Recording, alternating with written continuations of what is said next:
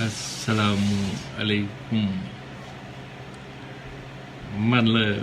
Ousmane Ba Goto man maa dellu si waat pour ñu yeggale waxtaan bi may jégalu bu wër nag ci retard bi xaw na guddi tuuti mais man maa nekkoon ci ay bagage rek sonnoon trop doon dallu j'espère que yéen ci jàmm maanaam Sénégal fan yi jàmm bëriwu fa mais yàlla baax na du ñu abandonné quoi on va continuer à prier à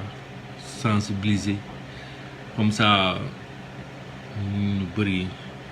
comprendre exactement affaire yi di fonctionner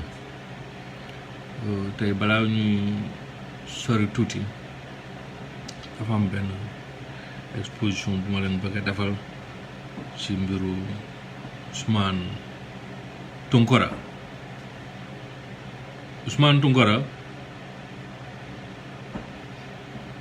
fan yi dafa am benn femme bu nekk États-Unis boo xamante ni bëgguma sa di tudd turam parce que man c'est pas affaire avec ay nit yoo xamante ni nanguwuñu nite ok ay nit yoo xamante ni amuñu benn classe amuñu benn personnalité amuñu lu ñuy rus amuñu lu ñuy jomb ay nit yoo xamante ni daanaam maanaam boo déggee ñu naan doomi xaram genre nit yu mel noonu moo tax ñoo xamante ni seen intérêt rek ñoo xamante ni ñoo xamante ni daraja moo leen intéressé ñoo xamante ni ay siw moo leen intéressé ñoo xam tur moo leen intéressé ñoo xam ay vue ay like affaire ñàkk fulla yooyu moo leen intéressé quoi man genre nit yooyu aw maag ñoom affaire quoi du ma bëgg tudd seen tur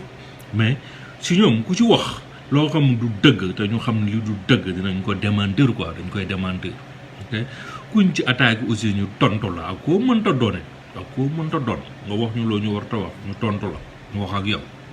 am papa amul yaay loolu moom je pense que leer na ci bopp nit ñi surtout ñi may suivre depuis longtemps xam nañ ne man moom amul famille amul dëkkandoo amul xarit amul mbokk lépp day def nii rek wala ku nekk dox sa dox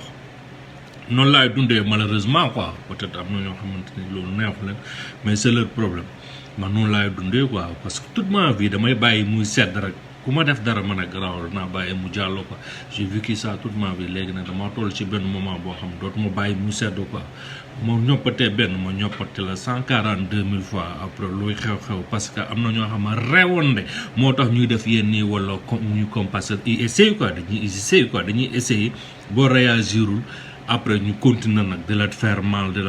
fekk boo réagir dañuy taxaw dañu xam ne kii du ku ñuy pamte quoi voilà maintenant dama leen di won après ñu continuer ci yeneen information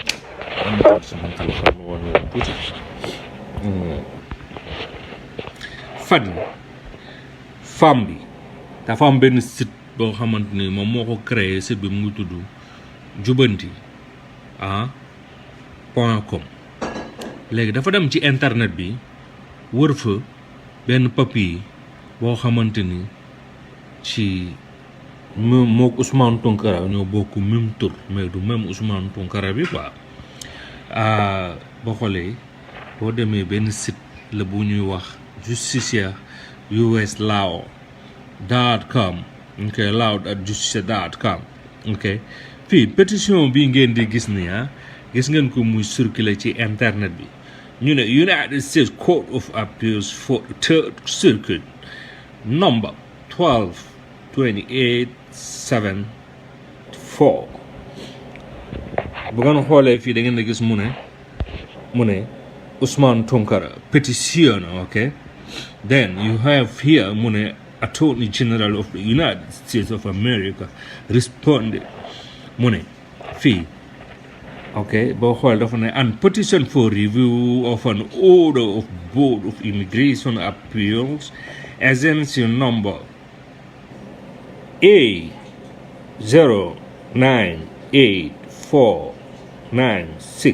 A09849673 2008 immigration judge Honorable Charles M. Honeyman fii mu ne opinion failed January 30, 2013, okay? Opinion.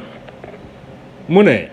per curiam, okay, lo latin la, Usman Tonkara proceeding petition for review of the Board of Immigration Appeals, BIA, June 7, 2012, decision upholding an immigration judges, okay? Fii mu ne denial of this request for asylum for a reason that follow will dismiss the petition. Okay, après ma expliquer leen un peu lu mu wax en français mu ne because he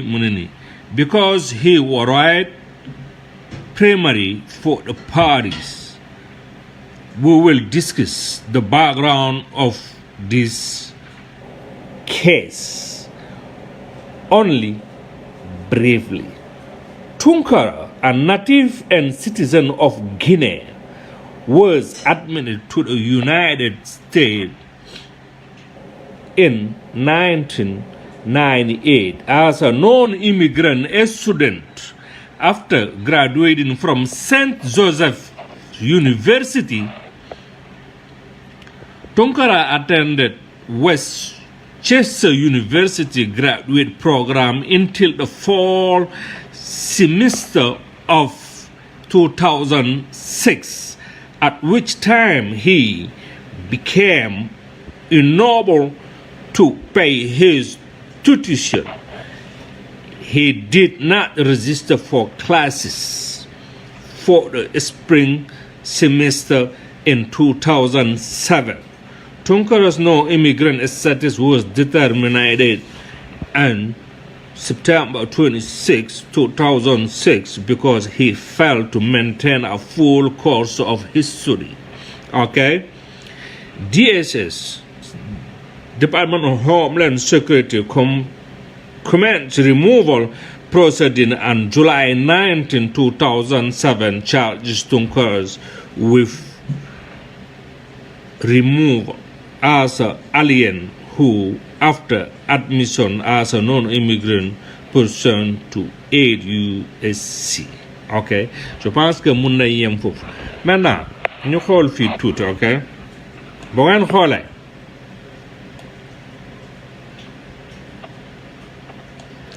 Ousmane Tounkara bi St. Joseph University la doon jànge, ok, may la ma tuuti ma expliquer leen. Ousmane Tounkara bi St. Joseph University la doon jànge, Guinée la juddoo, Guinée la jógee ñëw États-Unis di jàng foofu, ok, mais bi mu paree jàng université St. Joseph University dafa dem beneen université la dugaat, mooy université Westchester University, mais Westchester University benn semestre rek la fa def quoi, ok, mënul continuer parce que amul xaalis bu mu fayee. Donc aux États-Unis boo ñëwee comme étudiant, même fii Canada boo ñëwee comme étudiant, boo fekkee jànguloo mënuloo continuer pour fay say études wala mënuloo mu jànguloo, da ngay sa statut en tant que étudiant, sa séjour, sa carte de séjour en tant que étudiant dootul valide, dañ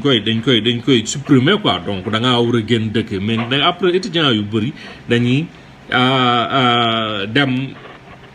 dugal asile quoi, comprendre, pour mën a continuer nekk ci dëkk bi pour mën a liggéey. Parce que fii même Canada fii bëri na ay boo yu bëri yoo xam ne dañuy am bac Sénégal, seen parents yi dajale ñu def prescription benn université accepté leen fii, nijaay bi frère bi papa bi yaay ñu dajale ba am benn 20 millions wala 10 millions ñu dugal ko ci benn compte def comme garantie nga dem ñu jox la sa visa fekk xaalis boobu du sa xaalis nekkul sa poche nga ñëw fi nag am problème amuloo yow amagoo permis de travail pour mun a liggéey te fii même étudiants yi permis de travail bi ñu am du ñu liggéey full time c'est-à-dire du ñu liggéey temps plein temps partiel la ñuy liggéey c'est-à-dire part time la ñuy liggéey ils ont je pense que ils ont ay ñaata heures par semaine 25 heures par semaine 25 heures par semaine mënul dundal nit fii on travaille plus de 40 heures par semaine te li ngay gagné mun na bañ a doy pour sa vie yëpp quoi parce que vie bi dafa seer quoi comprendre léegi étudiants yu bëri yooyu après à la fin du ñu mën a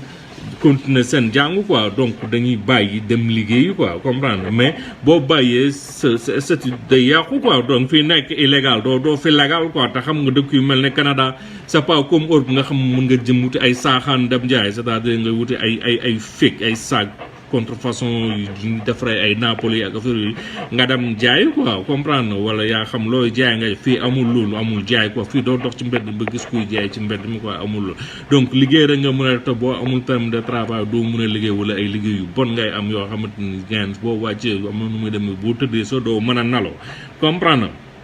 voilà donc document bi lañ jël véhiculé ko da yàq dara Ousmane Tounkara te man li ma ci gën a met ay journal yu toll ne L'Obs ay sites yu toll ne Seneweb Senego ay leeral ay yeneen sites ñëpp reprendre la même chose sans ñu vérifier information bi toujours noonu la ñuy def da yàq ay deru ñi ñu quoi te li ñuy wax yëpp ay fen neen la quoi xoolal ma wan leen fii ok xoolal leeral mu ngi nii document exclusif sax luñ ko tuddee quoi man li ñoom rek ñoom ñoo ko am Ousmane Tounkara est un demandeur d'asile guinéen mais c'est des mensonges ay fen la quoi gis nga organe de presse da ngay def sa liggéey da ngay def say recherche quoi loolu moo yoon quoi mais du rek fen rek pour xaalis quoi oh ñoom ñëpp pour xaalis te gis nga leeral moo nara sonal Pastef élection législative yu ñu jëm ak élection présidentielle yu ñu jëm parce que leeral daam mercenaire daam lu mu am gannaaw yàlla man maa tax moom xam na loolu du ko wedd lu ne laa def ci moom doomee xaraam la boo xamante ne du négocier ci kanamu xaalis rek la gëm daam alal rek la gëm ba ma koy xam amul ñaari mal 1 franc amoo ko boobu mu ngi dëkk Liberté 6 ci booru immeuble Fer Ndaw Koli bi Nations Unies ci siège immeuble Nations Unies bi foofu noonu ci benn chambre boo xamante ne pratiquement man maa ko doon fay ordinateur bu mu njëkk am man maa ko may dil yu mu teg ay Madické Niang doomu Madické Niang dil yu mu teg ay Cheikh Amar dil yooyu yëpp lépp bi mu koy teg sama kanam la te lu ne utax wax naa ko nit bu normal du def loolu boobu maa ngi toog Souleymane Jules Diop a ngi toog Dame Amara a ngi toog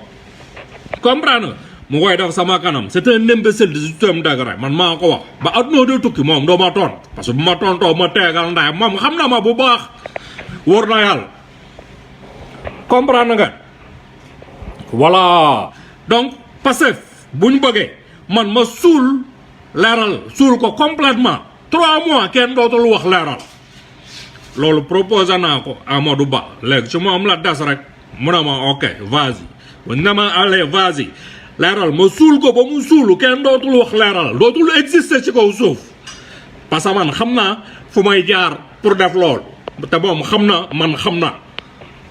voilà xaalis bu bari laa def ci moom mais doom raam la xolal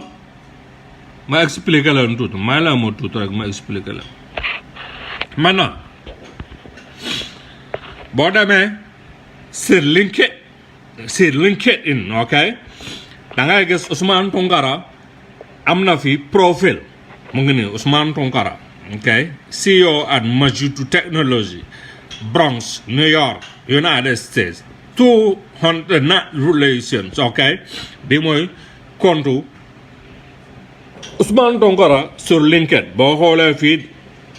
Majutu Technology la fi def as a education maintenant Ousmane Tounkara bi nga xamante ni moom moo nekk demandeur d'asile guinéen bi moo ngi ni Ousmane Tounkara bii la ok mu ngi ni mu ngi dëkk Philadelphie Pennsylvanie États-Unis ok ban université la jàngee Saint Joseph University mu ngi ni ok mu ngi ni ma nga ne Ousmane Tounkara bi Saint Joseph University la jànge ok nga dem ci Ousmane Tounkara bi ma nga ne bokkuñu c'est pas la même chose léegi Ousmane Tounkara bi Saint Joseph University la jànge ok léegi boo dellu see ci pétition juge bi fii da ngay gis Ousmane Tounkara bi mu ngi nii Saint Joseph University la jànge mu ngi nii xalal Saint Joseph University mu ngi nii ma highlight Saint Joseph University mu ngi nii Saint Joseph University donc même Ousmane Tounkara bi benni la pétition bi di wax ok donc Ousmane Tounkara bale léegi nag Ousmane Tounkara bale am na sax beneen Ousmane Tounkara mais on parle pas de Ousmane Tounkara Asset and Liability Management Officer at United Bank of Africa bi ça n'a rien à voir mais femme ba la nekk ne moom activiste la dafay dul day fen du activiste interim la fa nekke léegi tey boo ñëwee Facebook Ousmane Tounkara bi Bronx moo ngi nii bi mooy Ousmane Tounkara ba ngeen xam ok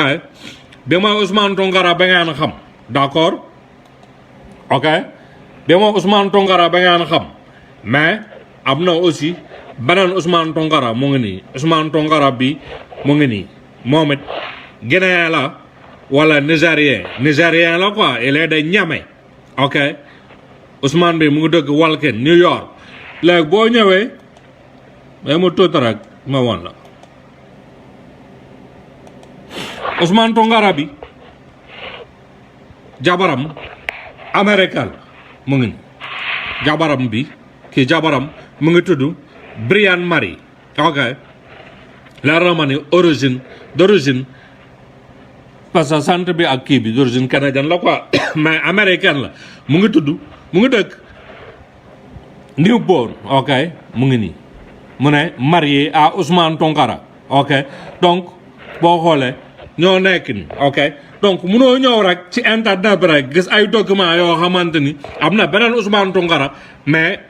moom it black la métis la quoi mu ngi nii Ousmane Tounkara bi moom footballeur la fii ci Canada ok football américain quoi lay def ba léegi du Ousmane Tounkara boobu mais suñu Ousmane Tounkara c'est vrai que dans le passé am na ay problème ak justice américaine quoi boo gisee US Immigration and Customs Enforcement ok ci ay affaire oto ok mais cas boobu ni mu demee ñoom da doon business rek mais xamul woon ni oto yi que ay nit ñoo koy dem di louer ci ay agence de location ok ba pare ak ay faux document lañ koy louer quoi dafa am ay surtout nigériens yi ak yeneen xeet am na ay sénégalais sax yu koy def États-Unis dañuy dem ay faux document ñu louer ci ay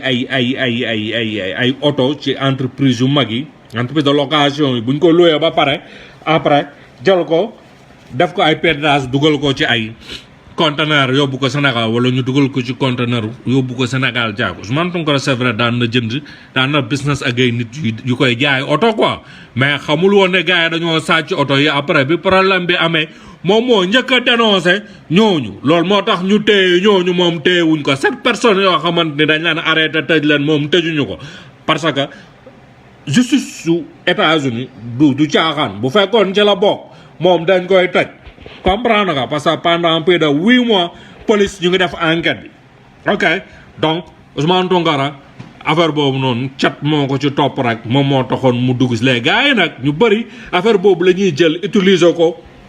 di yàq daram quoi te loolu baaxul nit mun ngaa politique te doo yàq daru kenn nga wax dëgg quoi femme boobu bu fekkee Idrissa Seck la àndal wala moo xam ku mu àndal mun na àndal ku ko neex wax lu ko neex mais bu mu sos sos baaxul mais nañ dem rek aduna ak suñu kanam ñun ñëpp dinañ gis man duma waxantu man sama wax mun na yendu quoi àll mais du fanaan àll ñun ñëpp nañ ci teg suñu bët man Ousmane Ba man lépp lu ma leen wax takk leen ko teere bind leen ko man du ma waxantu mën na yàgg nag mais tôt ou tard da ngeen ciy teg seen bët parce que man du ma tooj man du ma tooñ quoi mais ku ma tooj doo fanaan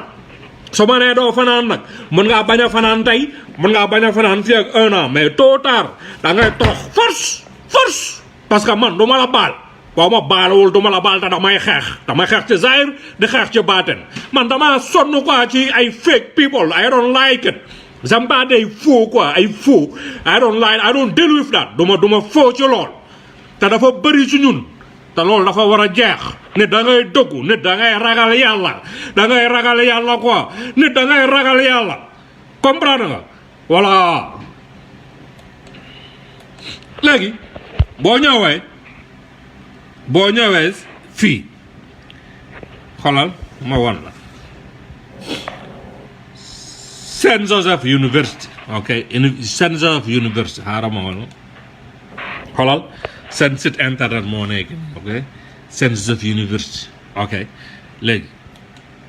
Saint Joseph University li mooy réunion class honor roll c'est-à-dire ñi nga xam ay classe ñi nga xam ne diplômé wu nañ ci université boobu boo gisee da ngay gis class of 1974 class of 1979 ainsi de suite léegi ñu dem ci suuf class of 2004 ok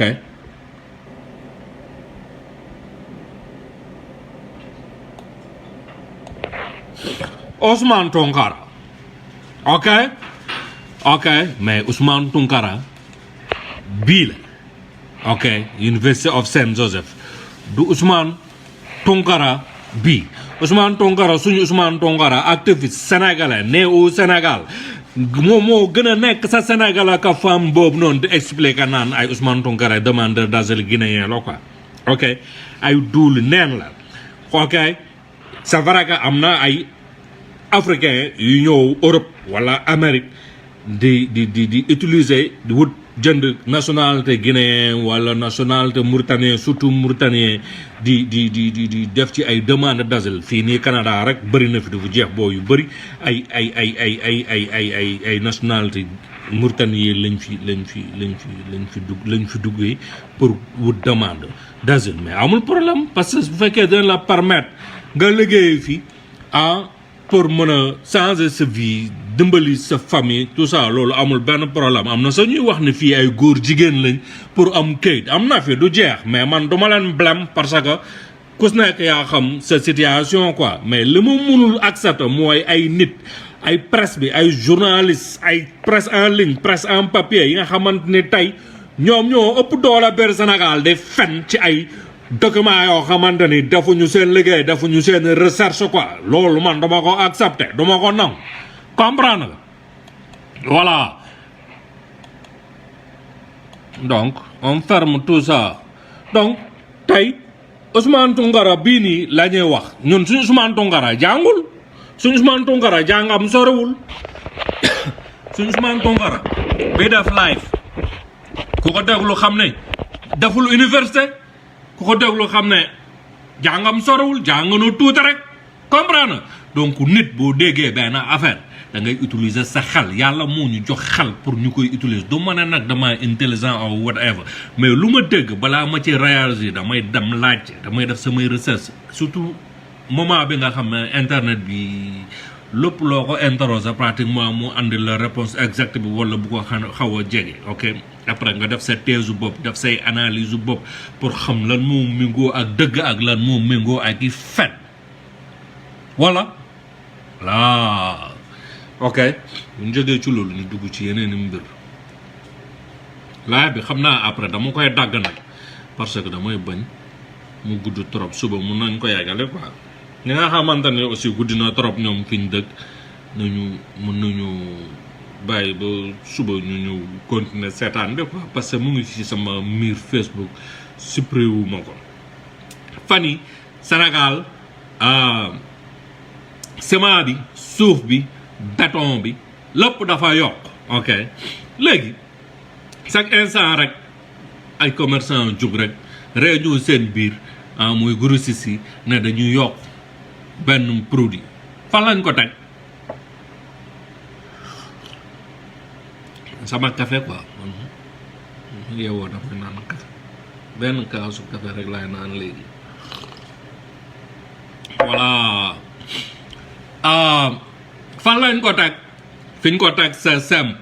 parce que ñoom xam nañ ni que état bi tegul ay mécanisme yoo xamante ni dañuy contrôler prix yi comme ay jamono amoon na ay nit yu daan ñëw ci boutique yi ay contrôle yu daan ñëw ci boutique yi di contrôle prix ak yooyu quoi comprendre na di sanctionner commerçant yi léegi loolu amatul quoi tey boo xoolee Gambie amul usine bu defar ciment n'est-ce pas ñun ñëpp d'accord nañ ci loolu seen ciment fu muy jógee Sénégal lay jógee léegi Gambie ñoom tonne ciment bi foofu ñu ngi koy jaayee 58 000 CFA ñun ñaata lay jar en ce moment Sénégal entre 70 ba 75 000 pour lan fu ñu ko teg fa lañ ko teg loolu dafa war a dagg parce que ñu bëri bind nañ ma na ma grand waxal ci affaire ciment am sama chantier dafa taxaw parce que mënuma jëndee loolu tonne patati patata loolu ça veut dire que état bi deful liggéeyam ok dama bëggoon mentionner loolu rek après ñu avancer aussi fan yi ñu ngi libéré ñi nga xamante ni téyewoon leen ci manifestation yi ñu koy rafetlu trop parce que aussi bu fekkee tey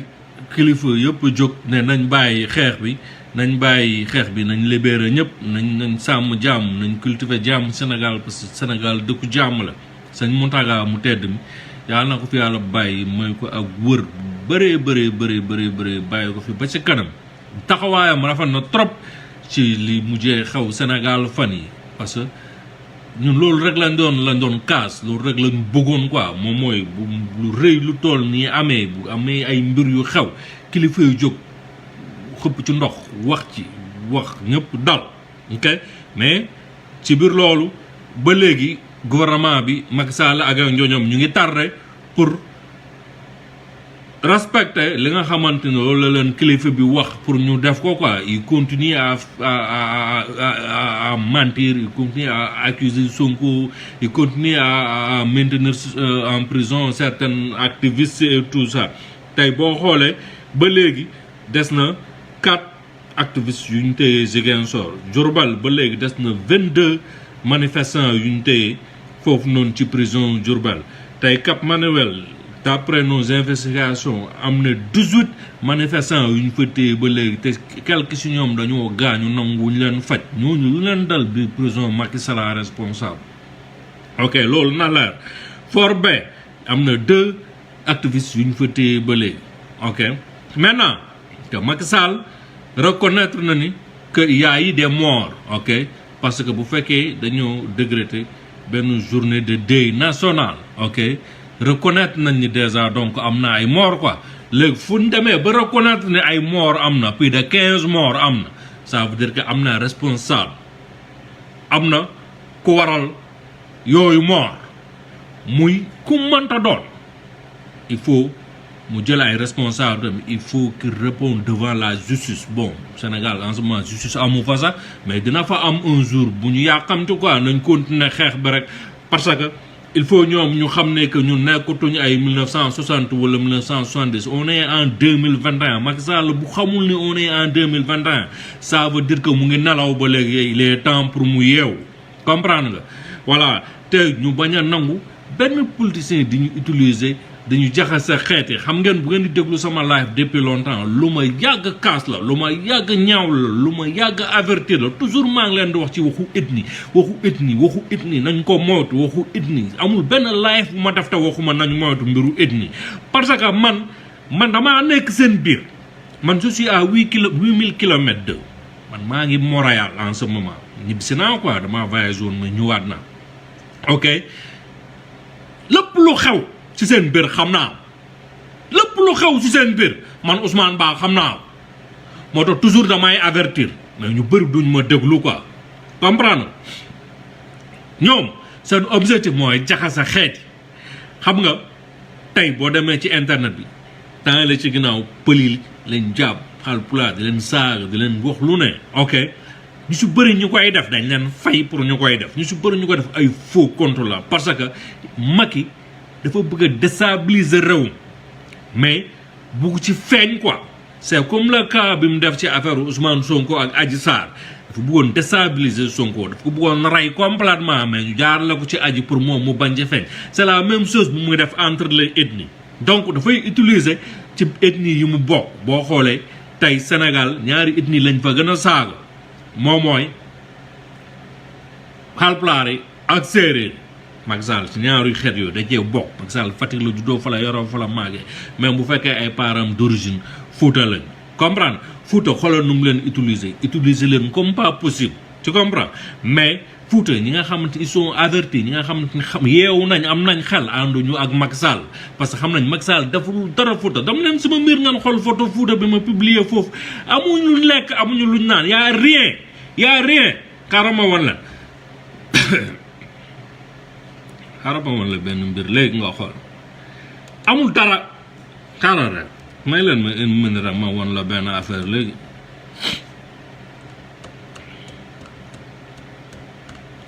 te buñ jógee di mbubboo Fouta buñ jógee di utiliser Fouta depuis Sénégal nekk ba Sénégal ba léegi amul dara ñoom ñooy peuple bi gën a sonn te chaque élection président daw ñëw xalal may ma tuuti ma woon la fii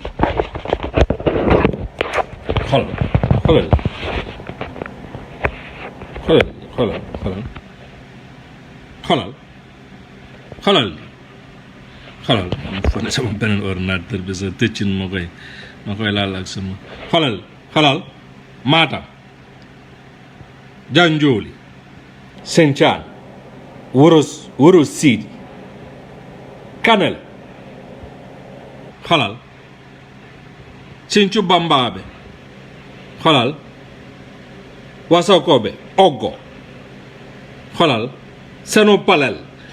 lan ngeen di gis lépp lu xonk lépp lu rouge amul tali bu baax sax amu fa lépp latrit la xoolal est-ce que gis ngeen fa benn ñaari étage yu jóg à part yi dëkk yu mel ne ay ville yu mel ne ay Podor ay yenn côté Wuro Sogi ak affaire yooyu comprendre tout le reste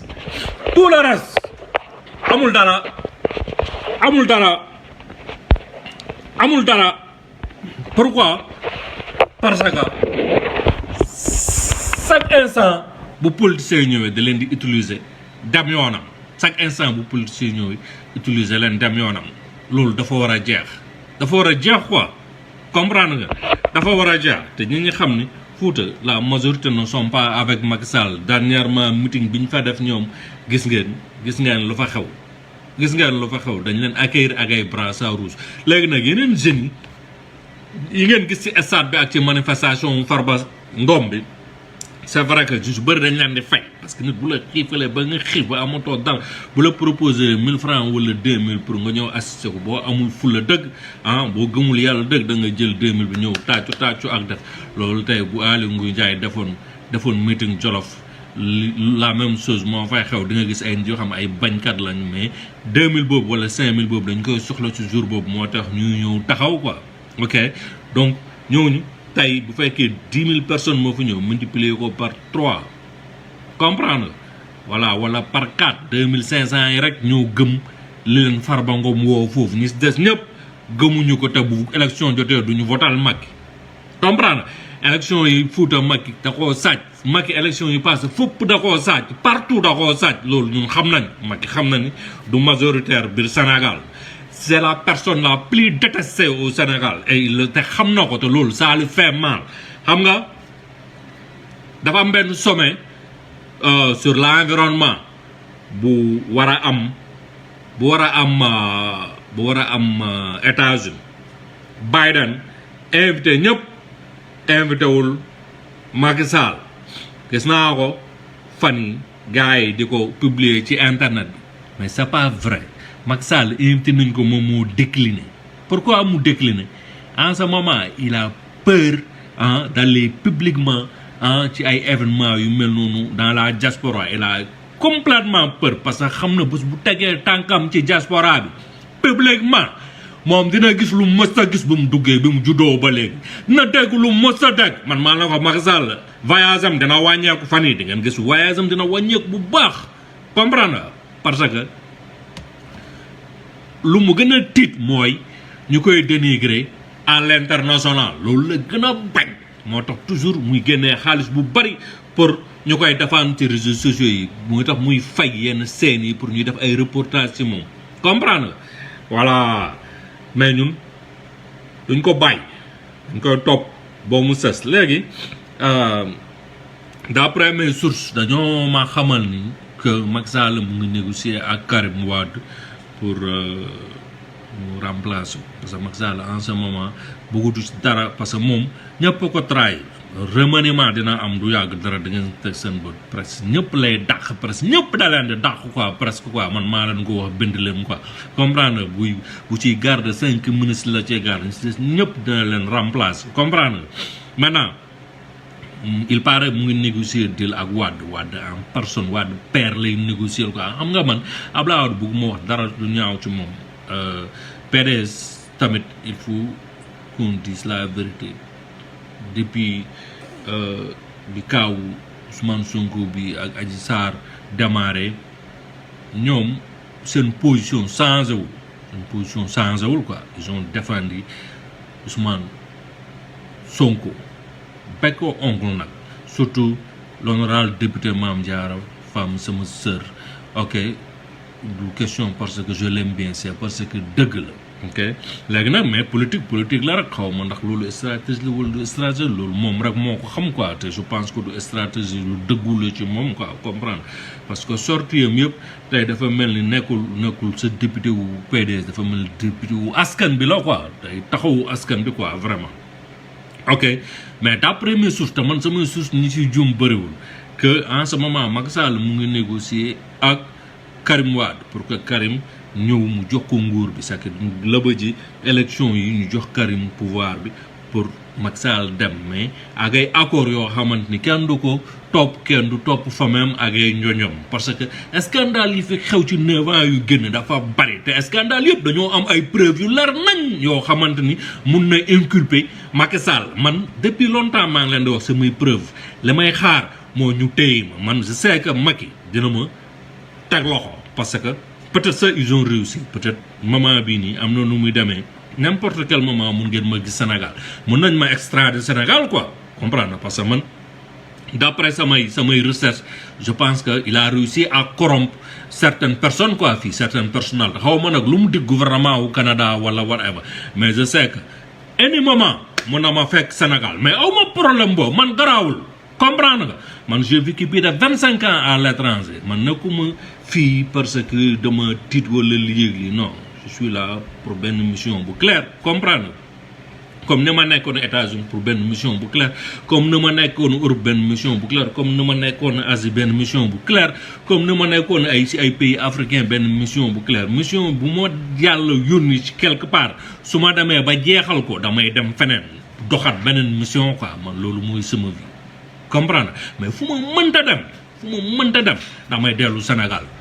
lu ma am mënu ma ko yóbbu Sénégal soxlawu ma ko fu dëkk neex Sénégal la moo ko gënal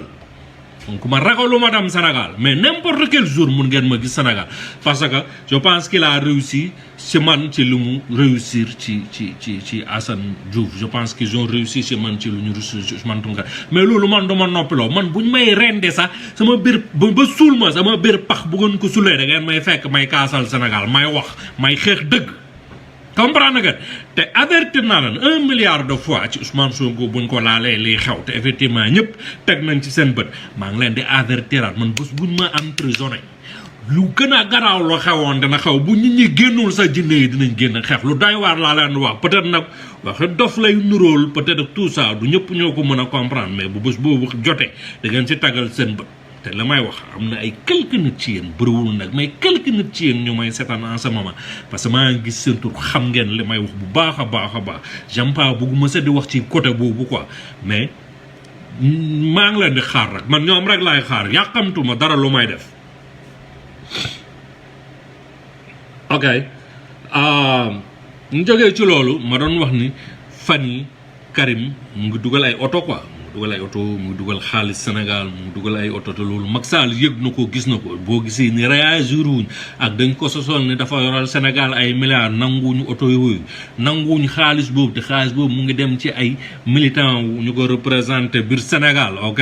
donc ça veut dire que li ma sama source bi wax dëgg la quoi mais lu mu ci mënta doon tamit ñun Karim biñ ko fi téye dañ ko fay xeexal quoi luñ ko ci mënta doon tamit ñun du ñu accepter ay deal entre Karim ak Macky Sall on va pas l'accepter mais tamit droit am la mu ñibbi ci Sénégal bokk ci élection yi comme ñëpp lu mu am rek mu jël bu dee moo gagné ñu xam ne moom la sénégalais yi votal bu dee gagnéwul tamit ñu xam ne gagnéwul mais droit am la ñu libéré ko mu mën a ñëw Sénégal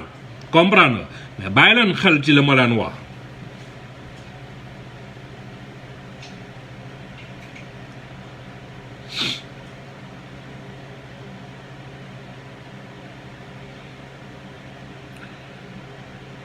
dafa am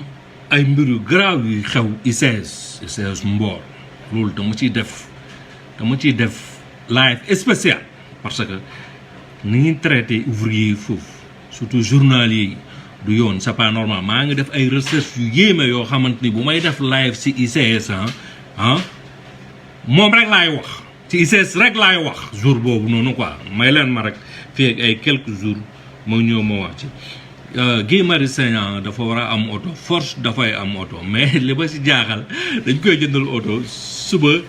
mu gis ko am problème mu jaay oto bi jox ko xaalis bi parce que Guy moom beneen doomu aadama d'ailleurs ñu ngi koy ñaanal gudd fan wër-gu-yaram ak sutura un vrai patriote yàlla sàmm ko mais am nga copain bu faux am nga benn copain boo xam ne il m'a très déçu trop même trop mais du ma ci wax quoi du ma ci wax loolu yaa xam te ma ko waxam dina yegsi amul problème.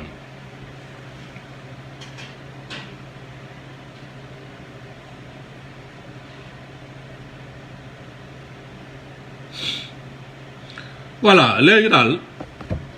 damay dagg live maa ngi jégalu quoi mais je vous promets suba dinaa ñëw ñu continuer live bi quoi parce que am na affaire yu bëri yu ma bëgg ñu waxtaanee quoi mais instant bi guddi na dama am benn rendez-vous bu ma war a def maa ngi jégalu bu wër a wër mais suba je vous promets naa teel a ñu yeggale waxtaan bi jaa ngeen jëf. Gendarme yi aussi fay ñu leen seen prime policiers yi fay nañ leen seen prime ci affaire manifestation mais gendarme yi ba léegi laalaguñ seen prime donc pour les prochaines 24 heures yu ñu jëm bëgg naa état bi lijjanti gendarme yi ñu fay leen. pourquoi may kaasal loolu gendarme yi il faut nit ñi xam élément yu bëri yu ngeen di gis sur le terrain ñuy encadrer manifestation yi wala di xeex ak ñiy manifester ak tout ça ñu si bëri amuñu choix bi parce que engagement la buñ jël quoi mais ci ay conditions yu métti lañ nekk te seen dirigeants yi rek c'est-à-dire officiers yi ñoo leen di diriger ñoo leen di commander ñoo leen wax def leen lii ñu koy def mais ba léegi laalaguñ seen prime quoi donc voilà ministre des finances yow yaa téye xaalis bi Abdoulaye Daouda Diallo libéral xaalis bi ñu fay éléments yi te à 24 heures mënoo ko def rek ñu génn rek wax ay mbir yoo xam peut-être du leen neex quoi peut-être donc voilà donc fii ak 24 heures ñu jëm bëgg naa vraiment nga débloquer xaalisu gendarme yi seen prime du manifestation seen prime nga jox leen quoi yow xam nga li may wax bu baax donc bul ma wax loolu ma bëgg a wax quoi comprendre donc voilà ñu xam ne aussi que gendarme yi ñu si bëri policiers yi gendarme yi ñu si bëri suñu frère lañ suñu mbokk la ñun ñoo dëkk suñu oncle la suñu neveu lañ suñu mbokk lañ quoi comprendre léeg-léeg hiérarchie bi quoi c'est-à-dire chef yi ñoom ñooy dëmm yi quoi ñooy andi ay problème quoi comprendre donc voilà bëgg naa xaalis boobu noonu génn quoi parce que du xaalisu baayu Abdoulaye Daouda Diallo du xaalisu baayam quoi xaalisu askan bi la c'est l'argent des contribuables ok donc na génnee xaalis bi mu ngi fii xaalis bi am na sa xaalis bi c'est disponible pourquoi ngeen téye ko da ngeen ci bëgg a lubal fay leen éléments yi seen xaalis voilà